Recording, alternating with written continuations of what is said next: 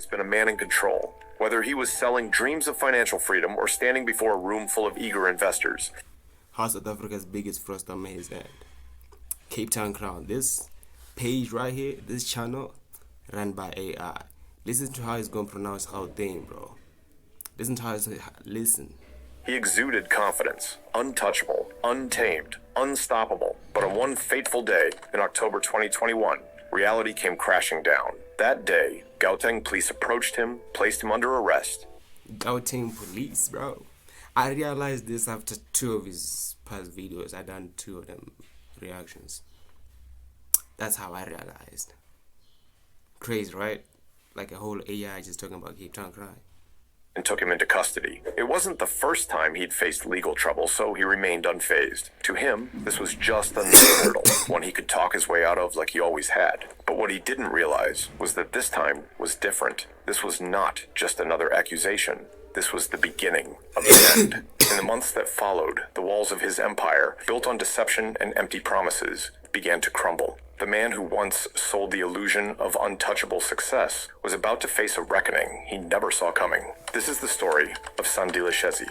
Born in 1991, Shezi grew up in the township of Umlazi, a place where survival meant more than just getting by. It meant hustling. Life in Umlazi wasn't easy. Opportunities were few, and success stories were even fewer. Bro, which other place doesn't survival mean hustling, bro? Because survival is like, bro, doing what you gotta do to survive, right? That's basically hustling. Like, you gotta get you some food, some money. So it's like, which other place isn't survival?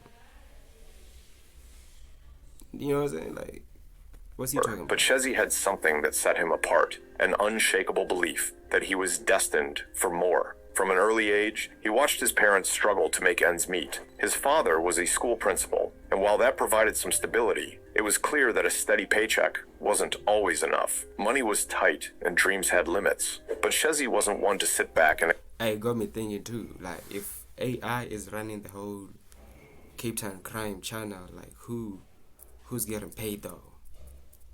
Who's getting paid? Because at this point, it's the AI that's creating the script. It's the AI that's creating the script, because I can just hear it. Accept the cards he was dealt. He had an instinct for making things happen, even when the odds were stacked against him. As a child, he was always looking for ways to make money. While other kids played soccer in the streets, Shezi was thinking about business. He started small, very small. His first venture was selling muffins to his class. Yeah, I can relate that one right there, bro. Well, other kids is playing soccer, but at the same time, I used to play soccer too. But at the same time, I also be thinking about how I could get some money too. You know? I was coming up with ideas, you know? Selling stuff. Just like I can relate to this, right?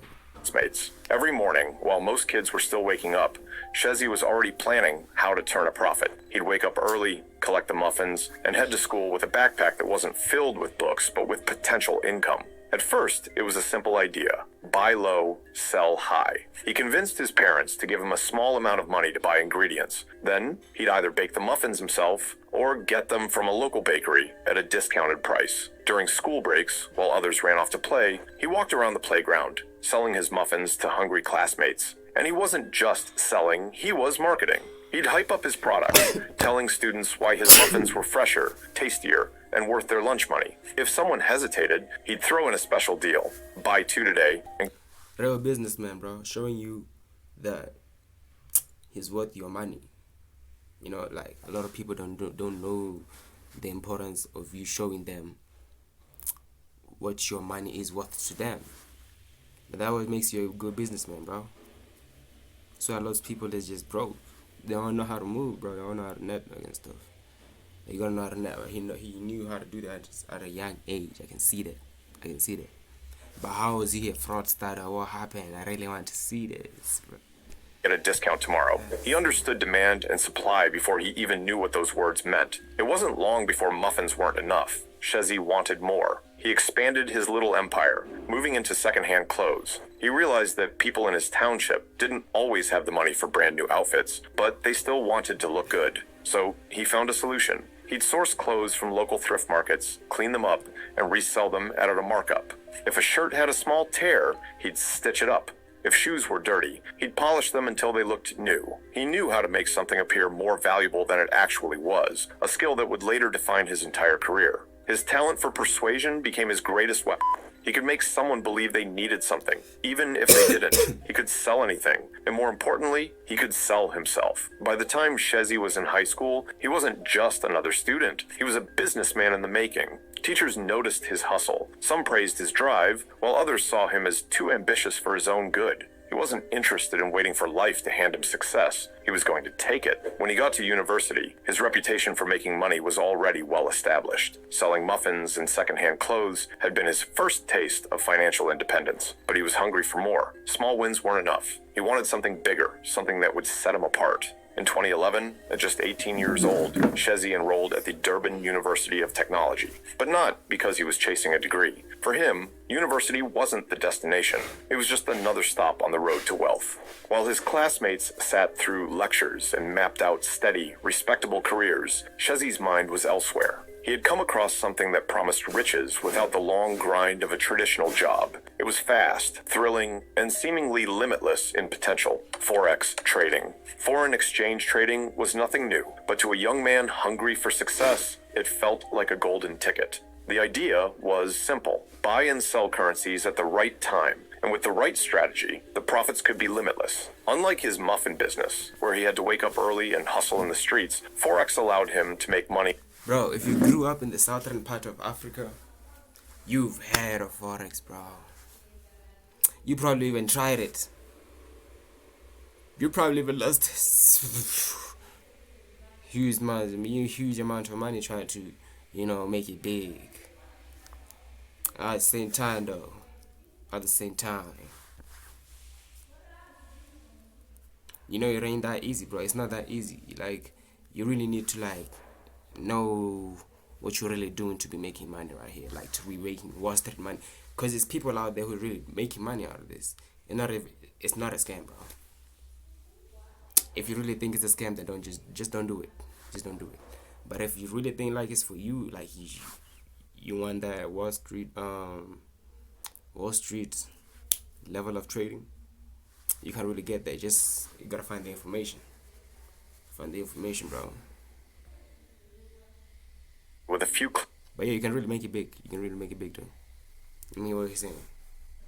So he was frauding people with trading, he was scamming people with trading. For real? Oh. on a computer screen. It was money without labor, wealth without waiting. But there was a problem. Forex trading required capital, and Shezi didn't have the kind of money needed to make real gains. He could have started small, like many traders do, testing the waters with whatever little he could afford. But patience was not in his nature. He wanted to go all in, to make big money fast. And that's when he made the decision that would change his life forever. Instead of using his university tuition fees for what they were intended, his education, Shezi saw them as an investment fund. Without hesitation, he took the money meant for his studies and poured it into the Forex market. It was a reckless... A lot of South Africans, traders, that were doing this. I had DJ Coach, FBK done this too. He used this school fees money and then he actually made 75,000. Or was it 750,000 rands, bro? Hey, this fool's is making money, bro. Like I said, you really need to know what you're doing. High-risk gamble, but Shezi believed in one thing above all else, himself. For most people, a move like this would have ended in disaster. The Forex market is unforgiving, and many beginners lose everything in their first few trades. But Shezi was lucky, or at least that's what it looked like. His initial trades turned a profit, and the numbers in his account began to climb. Whether it was skill, sheer luck, or a combination of both, Shezi had made the kind of money most university students could only dream of. And once he got a taste of that success, there was no going back. By the time he was 23, Shezi was no longer just a university student. He was a self-proclaimed millionaire. The boy from Umlazi, who once sold muffins in the schoolyard, was now driving luxury cars, wearing designer suits, and living the high life. He had built an image, one of wealth, power, and financial genius, and people were watching. Shezi understood something crucial about success. It wasn't enough to just make money. Hey, my guy having it big. By the way, rest in peace to VMJ, because I met him back in 2019. 2020. No, not 2020. 2020 in March. He came to get. He was in gas. I was there, bro. Rest in peace to him too. You know what I mean? Cause I was really trying to. He had that Maserati too. That Maserati hitting, bro. But now I'm just looking at this like. And people were watching. Shezi understood something crucial about success. It wasn't enough to just make money. To truly cement his place at the top, he needed to build an empire. That's when he joined forces with George van der Riet, an experienced Forex trader who had spent years navigating the unpredictable world of currency trading. Together, they launched what would become one of the most talked about Forex training institutions in South Africa, the Global Forex Institute. On the surface, Oh, that was scary. They turned out to be scammers now. They turned out to be scammers now. They switched up and they're like, yo, I can make money doing this and I can make money scamming these people too. Like, they're killing two birds with one stone, bro. the mission sounded noble. The Institute promised to teach ordinary South Africans how to escape poverty through Forex trading. Shezi and van der Riet marketed their program as a solution to unemployment, a pathway to wealth that required no degree, no business connections, just the right mindset and a willingness to learn. It was a message that resonated with thousands of young South Africans desperate. If it's his and that other dude's business, where he at? If it's his and this dude's business, right? Why is it that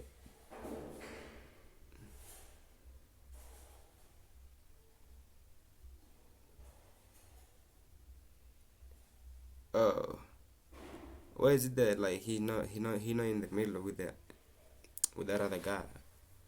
Or that's not him, bro. I thought it was like two of them and then like maybe it was from a meeting or something, bro. Let's get back to the video. Go back to the video. Hey, bro, play it. What are you doing? Resonated with thousands of young South Africans desperate for financial freedom. Shezi presented himself as living proof that it was possible. He was the boy from the township who had cracked the code to wealth, and now he was willing to share the secret. The Global Forex Institute offered free introductory classes, drawing in crowds who were eager to learn how to trade like Shezi. But while the first lessons were free, the real knowledge, the strategies that supposedly led to success, came with a price. Students were encouraged to pay for advanced training, premium courses, and mentorship programs. And they did. They poured their savings into the Institute, believing that if Which is something I never really understood. Like, if you really got like you're already winning with the trading, right? Like you got the breakthrough, you've got all that, you already got all that cash and whatnot. Like, how about you like fund these fools? You know, and then like fund.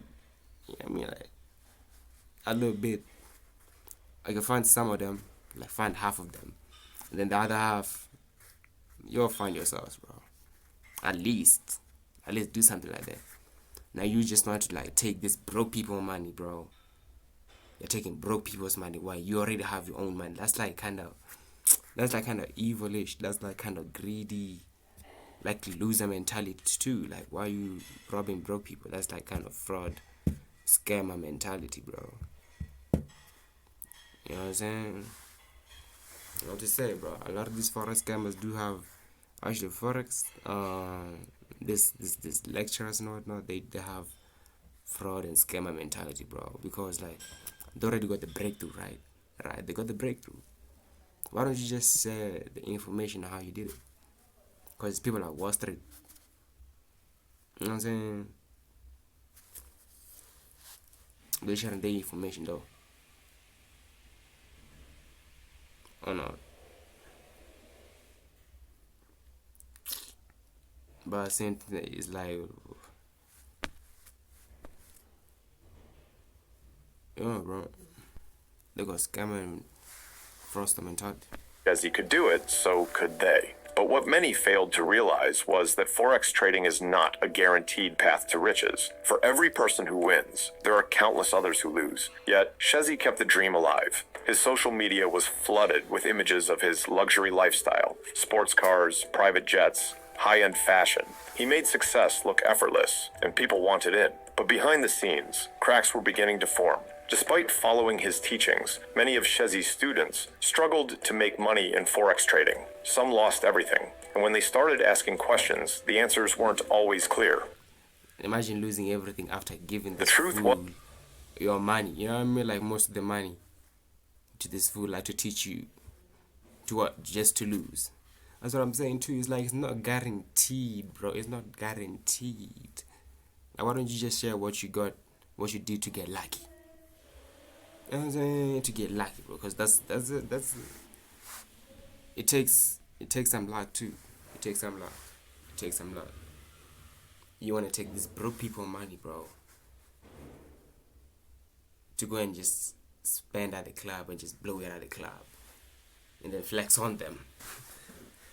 You know what I'm saying? Like they put a food on your table, but they all over social media flexing on them, just blowing out 30,000 rand in a night.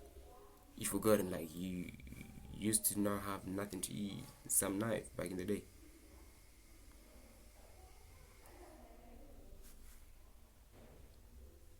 Not everyone could win. And for those who lost, Shezzy's promise of financial freedom began to look more like an illusion. But by the time the doubts started to spread, Shezzy had already built his empire. His name was everywhere. He was celebrated as a genius, a pioneer, a self-made millionaire who had beaten the system. What few realized was that the real game had only just begun. Because when you build an empire on a foundation of illusions, it's only a matter of time before the cracks turn into collapse. At this point in time, Shezzy wasn't just a trader anymore. He was a brand. His name carried weight, his face was recognizable, and his story had become legendary. He had transformed himself from an ambitious township kid into a figure of inspiration, someone young South Africans could look up to. But wealth alone wasn't enough. Shezzy understood that true power came from influence, and influence required something more than just flashy cars and expensive suits. It needed a cause, a purpose, something that made him more than just a businessman. That's when the Sandal Shezzy Foundation was born. At first glance, the foundation seemed like Sandal, bro, no. Nah, bro. You cannot tell me it's not AI running this channel, bro. You can't say Sandile, bro. Sandile, so you really think his name is a Sandal? something that made him more than just a businessman. That's when the Sandal Shezzy Foundation was born. At first glance, the foundation seemed like the next logical step in his journey. It was positioned as a philanthropic effort, a way for Shezzy to give back to the very communities he claimed to have risen from. According to its mission, the foundation focused on education, health, and wealth creation, aiming to uplift and transform young lives across Africa. On paper, it was noble. The foundation promised to provide scholarships, mentorship, and financial literacy programs to disadvantaged youth. It aimed to bridge the gap between poverty and opportunity, giving young South Africans the tools they needed to succeed in a rapidly evolving world. Shezzy spoke passionately about the foundation, often positioning himself as a man on a mission. He wasn't just about making money, he was about making a difference, and for a while, many believed him. The foundation became another tool in Shezzy's arsenal, reinforcing his image as a self-made millionaire who genuinely cared about the people. It added credibility to his name, making him appear more than just a businessman. He was now a philanthropist, a mentor, and a leader. Whenever criticism of his Forex training program surfaced, the foundation was used as evidence of his goodwill. If he were truly a fraud, why would he invest in charitable causes? If he were only in it for himself, why would he bother giving? Yeah, because, bro, why is he charging people for his cars? Why doesn't he just train the people for free? You know, that way he's making more millionaires and then more people too. Like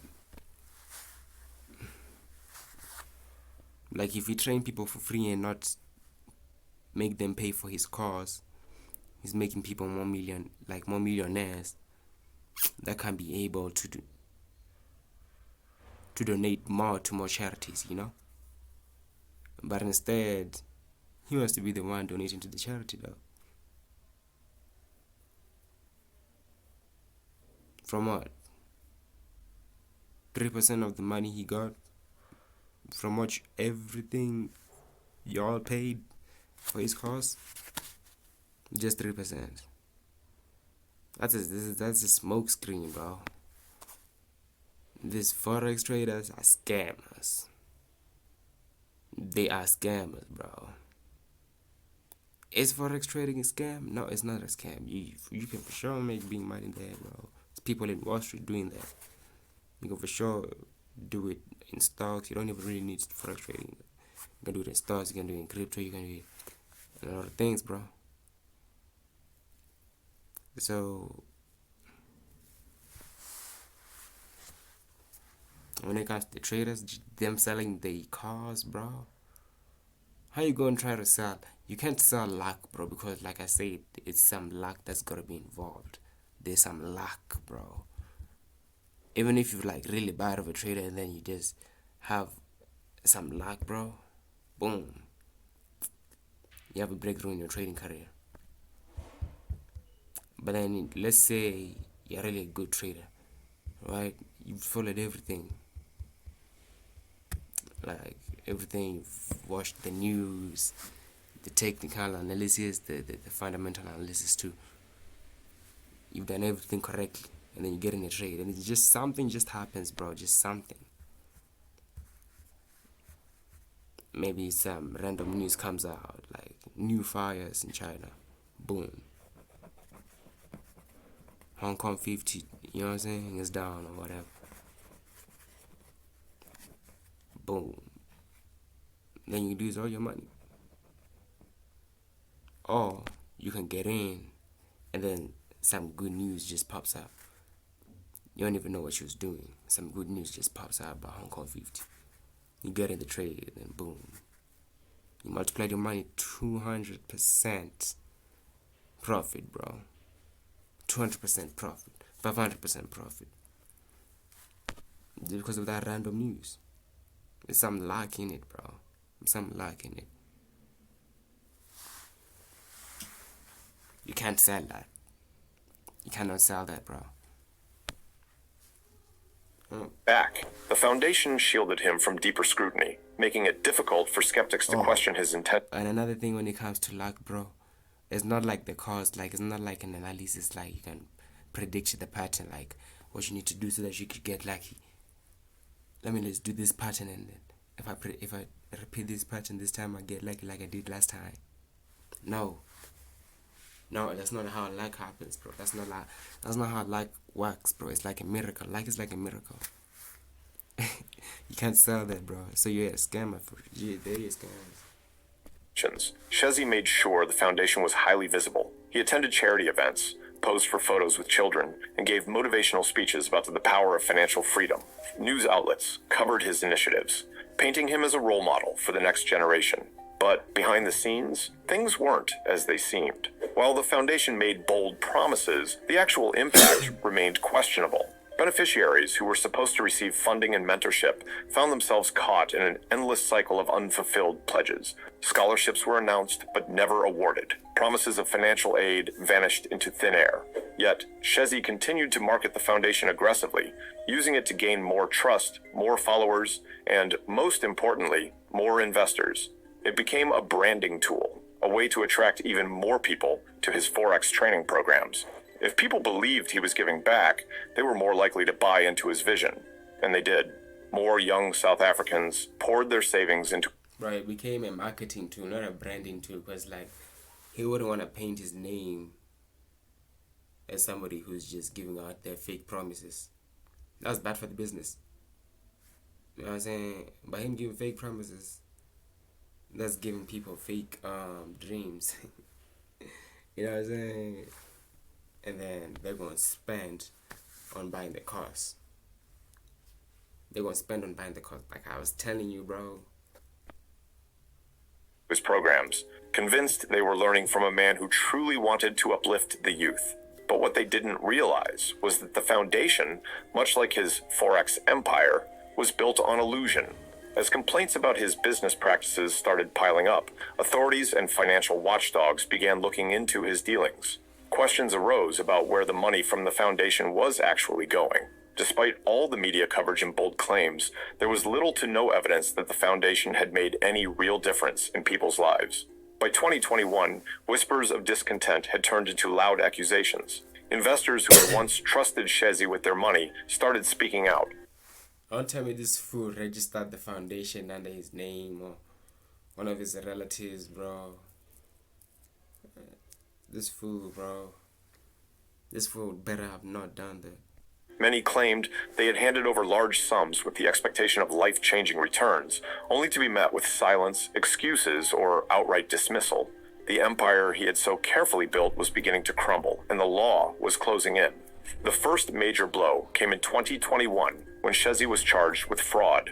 The case involved a former business partner who claimed that Shezi had deceived him out of 500,000 rands, about 27,000 US dollars. This wasn't just an angry client filing a complaint. This was a legal matter that would force Shezi into the spotlight for all the wrong reasons. When news of the charges broke, it sent shockwaves through South Africa's financial circles. How could the so-called youngest millionaire be facing fraud charges? How could the same man who preached financial empowerment now stand accused of exploiting others? With his back against the wall, Shezi did what many in his position would do. He handed himself over to the authorities. But even this was a carefully calculated move.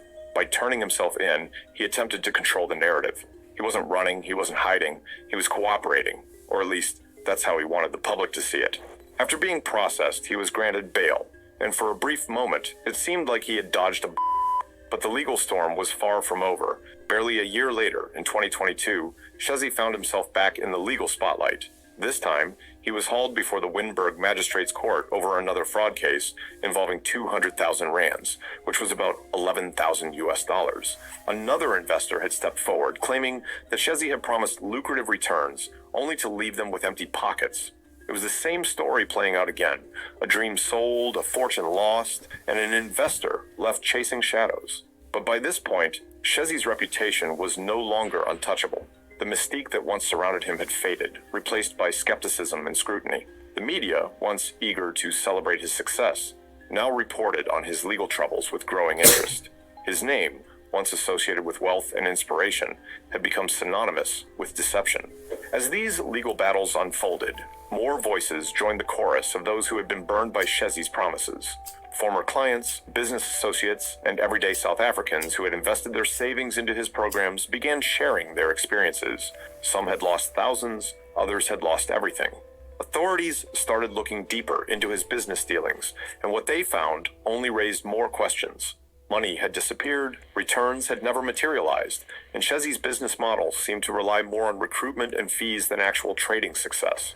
Upon this game, you recruit that guy, we're gonna give you 20%, or whatever he makes, or whatever he recruit you.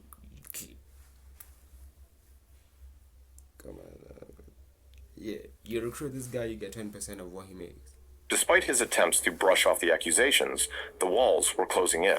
The courts were now involved, and Shezi was no longer just a controversial figure. He was an accused fraudster fighting to stay out of prison. By December 2022, the walls were closing in even further. Reports surfaced that yet another warrant for Shezi's arrest had been issued, this time by the Sandton police. More fraud cases had emerged, each one painting a darker picture of his dealings. The specifics of the charges were not immediately clear, but what was certain was that the authorities were no longer looking the other way. The man who had built his fortune on grand promises and the illusion of wealth was now being hunted by the very system he had once seemed untouchable within. The weight of fraud allegations had already tarnished Shezi's reputation, but the collapse of his empire was about to take an even more painful turn. In a shocking twist, his wife, Silindile Mkhize, was drawn into the storm. Bro, what's up with this fool? Silindile. Okay, at least this time he tried. First time you're like Sandal.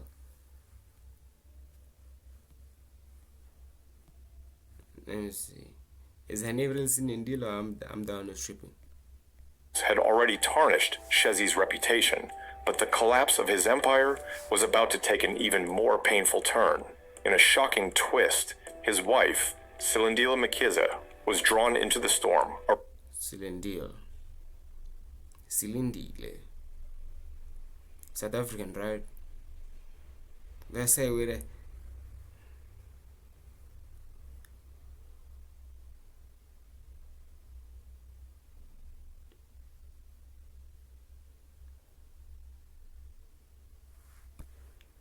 AI, bro.